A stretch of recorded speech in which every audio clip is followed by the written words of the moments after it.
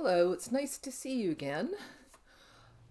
This month, on March 1st, I buried another page off my Buried Earth book in the ground, and this time I spent some time stitching a piece of silk onto the background, and as I stitched, I reflected on islands and trees and grandmothers and great grandmothers and stories of the first women and many different things.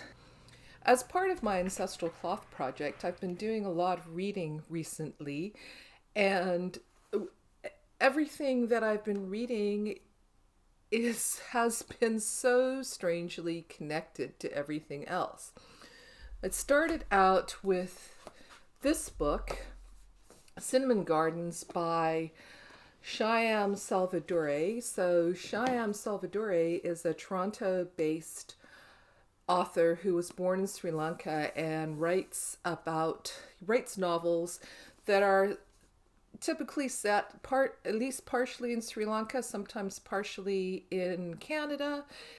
I first read Cinnamon Gardens quite a few years ago. It's set during the 1920s in Colombo. It follows the stories of two distantly related family members.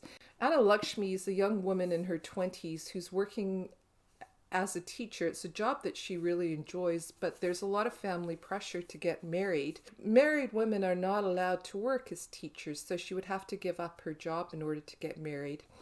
She lives with her mother and two younger sisters. The one storyline follows her life as she deals with her family members. When I first read this book, I didn't really think that it had a lot to do with my family story, but then this time when I read it though, what I realized was some of the minor characters and some of the minor stories in the book really do parallel some of the things that I know about my family. For example, Anna Lakshmi's mother would have been the same generation as my great grandmother, the one whose photo I found on the internet. And Anna Lakshmi's younger sisters would have been about the same age. Her youngest sister would have been about the same age as my own grandmother. So as I was reading this story, I kind of gleaned little bits of information about their day-to-day lives. And the other part of the story is about Anna Lakshmi's relative who gets involved in the Donamore hearings, which were taking place when Sri Lanka was separating from the British Empire. So that sort of gave a kind of a historical context of the island and what was going on during the 1920s. And there's a little kind of side story which involves a conflict, a labor management conflict in a hiring car company. And the surprising thing is that my grandmother's brothers would have been starting their own hiring car company up at the same time that this would have been taking place. And I thought, oh, I wonder if that was something that they were involved with. Another kind of interesting little aside, there's a photo on the frontier of this tree-lined boulevard in Cinnamon Gardens, Cinnamon Gardens is a neighborhood in Colombo. And the credit for photographing this photograph went to Dominic Sansoni, the photographer whose website has the photograph of my own great-grandmother. So I found that kind of a unusual coincidence. So once I finished reading this book, the next book that I picked up was Braiding Sweetgrass by Robin Wall Kimmerer. And this book, it's about Indigenous wisdom, scientific knowledge, and the teaching of plants. And it's such a beautifully written book. I have to tell you, I think everybody should read this book. It's a series of short essays, personal essays written by the author that connects everything. And the major themes in this book are around gratitude, feeling grateful for what we have and where we are, and showing that gratitude towards the beings of the earth. And she talks about even inanimate objects as beings, and feeling gratitude for the gifts that they give us. And I'll read a few passages out of this, but one of the stories, the book starts out with a story that is told around the Great Lakes region of North America about Sky Woman. And Sky Woman was the first woman who came down. She fell from the sky. As she was falling from the sky, she grabbed a branch from the tree of life and brought it down with her. And as she came down, there was no land. She landed in water, and all the water animals worked together to keep her safe and to keep her alive. And they created an island, a place of earth where she could live. She planted the branch that she had brought with her, and from that branch sprung many of the wonderful things that we have in the world.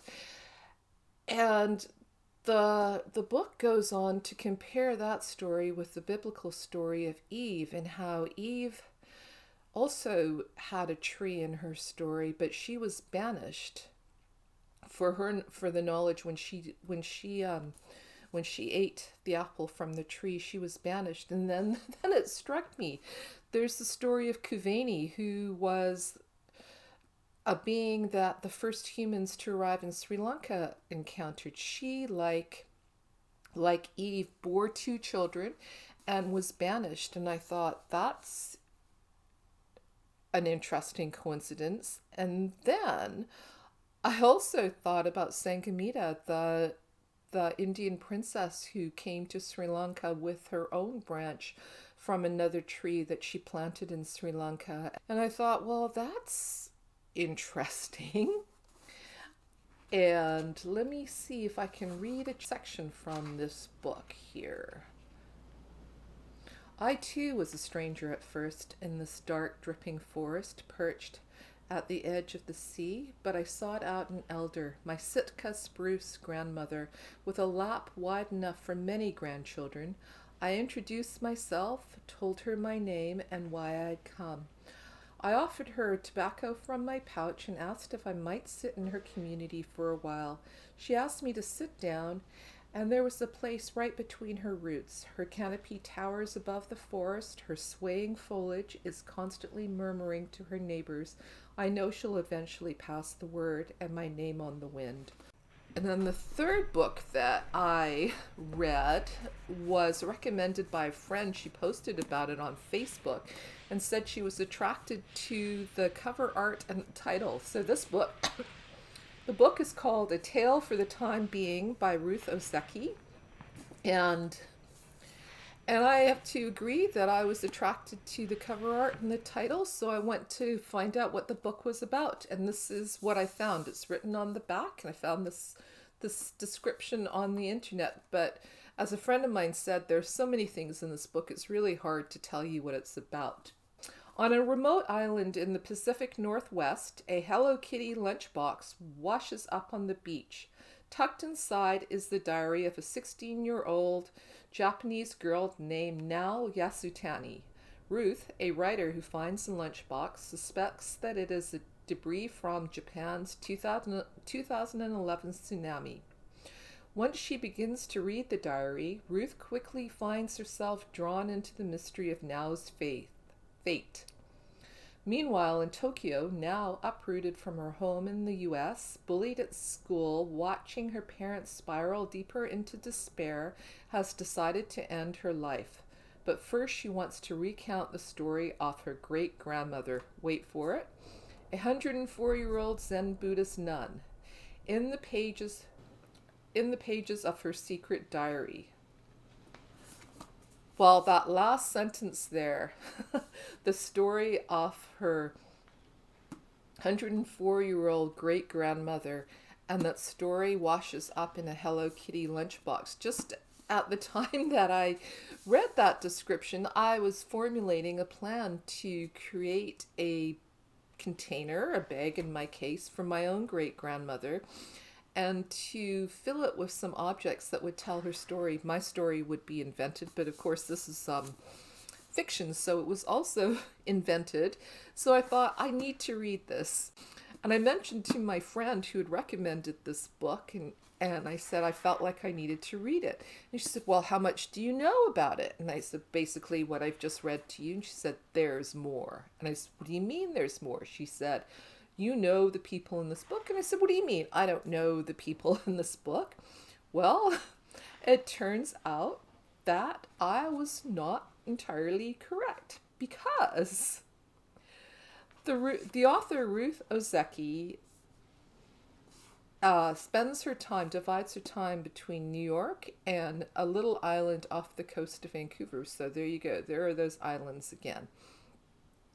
And she is married to a man named Oliver Kellhammer. Two of the characters in the book are named Ruth and Oliver. And it turns out that the actual Oliver Kellhammer, and now you'll have to pay attention to this, started a garden in Vancouver called the Means of Production Garden. And in fact, they mention it here in the book. Okay, here it is. After they moved, he kept up his art practice even when he was ill. He wrote papers, participated in arts events remotely, started projects like Neo-Eocene. He traveled down to Vancouver to create an urban forest called Means of Production, growing plants and trees for local artists to use, wood for instrument makers, willow for weavers, and fiber for paper makers. Well, so Oliver started the Means of Production garden. The current caretaker of the garden is Sharon Callis and her Earthand Gleaners Society. Sharon and the Earthand Gleaners Society are the organizer of the Ancestral Cloth Guild that I joined, that led me to do all this research in the first place. And when they mention the wood for instrument makers, Sharon's husband makes pipes and horns out of long pieces of wood. Sharon is the weaver who uses the willow and lightly the fiber for making paper as well. So there is indeed a little bit of connection there.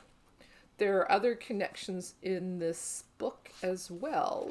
So this book talks about the tsunami, the 2011 tsunami, and World War II comes up in it as well. And there's sort of things that are weirdly related to the things that are going on in the world right now. All right, so this one, let me read this one to you. This is a section from the book, and it's about a Japanese story about earthquakes. And it says, the earthquake catfish is not solely a malevolent fish. Despite the havoc and calamity it can wreak, it has benevolent aspects as well. A subspecies of the earthquake catfish is the Yona Oshi Namasu, or world rectifying catfish, which is able to heal the political and economic corruptions in society by shaking things up. Belief in the world rectifying catfish was especially prevalent during the early 19th century, a period characterized by a weak and ineffective government and a powerful business class, as well as extreme and anomalous weather patterns, crop failures, famine, hoarding, urban riots, and mass religious pilgrimages, which often ended in mob violence. Well, doesn't that seem relevant today? The world rectifying catfish targeted the business class, the 1% whose rampant practices of price fixing, hoarding, and graft had led to economic stagnation and political corruption. The angry catfish would cause an earthquake, wreaking havoc and destruction in order to rebuild the wealth. And in order to rebuild, the wealthy would have to let go of their assets, which would create jobs in salvage, rubble clearing, and construction for the working classes. And then there's this passage here from Braiding Sweetgrass. The marvel of a basket is in its transformation, its journey from wholeness as a living plant to fragmented strands and back to wholeness again as a basket. A basket knows the dual powers of destruction and creation that shape the world. Strands once separated are rewoven into a new whole. The journey of a basket is also the journey of a people. So I ordered this book from a local independent bookstore, and when I went to pick it up, of course, I had to look around in the bookstore, and I came across this book. And I mainly noticed this book because one of the things that I've been doing as part of my ancestral cloth practice is I've been spinning cotton and using plant materials to dye the cotton that I spun, and then I'm taking the dye water and concentrating it down to make it into ink, and then I've been painting with the ink that I've made. So I was mildly interested in this book, but then I thought I don't really need another book, and then I noticed this. And that's relevant because of this book, which was the next book that I was planning to read. Michael Ondaatje, he's another Toronto-based author who was born in Sri Lanka. This book is about the story of him going back to Sri Lanka to collect some of his family stories. And I've had this book. It's been in my collection for a very long time, since the 1980s. So it's been a while since I've read it. But what I recall is that it's full of his family stories. And I know that when my mom read it, she said, "Yep, that was pretty much what her memories of growing up in Sri Lanka were like as well." So I'm looking forward to reading that one. And I thought that was just another one of those bizarre coincidences. And I have a friend who says when those weird coincidences come up, you know you're on the right track. Well, I don't know where this track is leading me, but I'm going to follow it. And even if it doesn't lead anywhere particularly interesting, I will enjoy my journey along the way. And I hope you're enjoying this series of videos that I'm doing about this project, and let's see where it goes over the rest of the year, shall we?